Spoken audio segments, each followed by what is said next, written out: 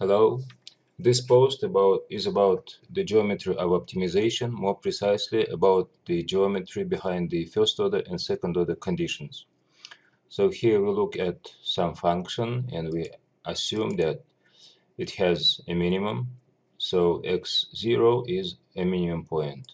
And below this graph, we want to draw another graph of the first derivative of this function. And as we know, it's easy by looking at what the function is doing. It's easy to establish what the derivative is doing.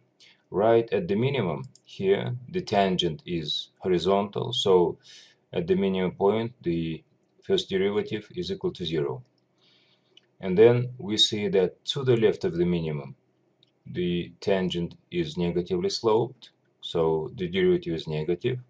To the right of this point, the tangent is positively sloped and the first derivative is positive. And in this way, we obtain what is called a first order condition. Right at the minimum point, the first derivative should be equal to 0. And similarly, we can draw the graph of the second derivative. The second derivative, by definition, is the first derivative of the first derivative. But we don't need to look at the graph of the whole second derivative. We just need to look at the value of the second derivative right here. And we see that the tangent to the first derivative here is positive. So we see that the second derivative at this point should be positive. And this condition is called the second order condition.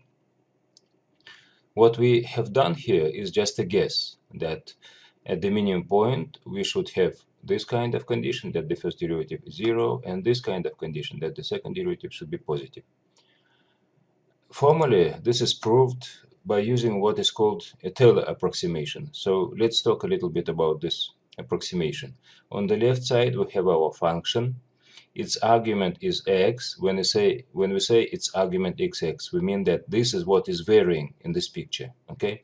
On the right side, we see many terms, and there are some constants, and there are some varying variables. So like this one, x naught, this is fixed at the minimum point, so the value of the function is fixed, the value of the derivative is fixed, the value of the second derivative is also fixed. What is changing is x, like on the left side, and we can see that the second term is linear in x, while the third term is quadratic in x. You see there is a square here. So the whole expression on the right is quadratic in x, or in other words, it describes a parabola. And indeed, we can see from the graph that more or less from this point to that point, this function behaves like a parabola.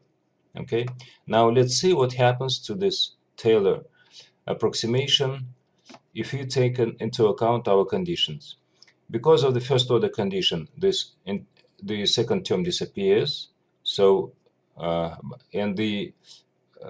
because of the first order condition, the term disappears, and because of the second order condition, this coefficient here is positive, which means that our parabola has branches looking upward, and if it has branches looking upward, it means that indeed this point x equal to x naught is the minimum point.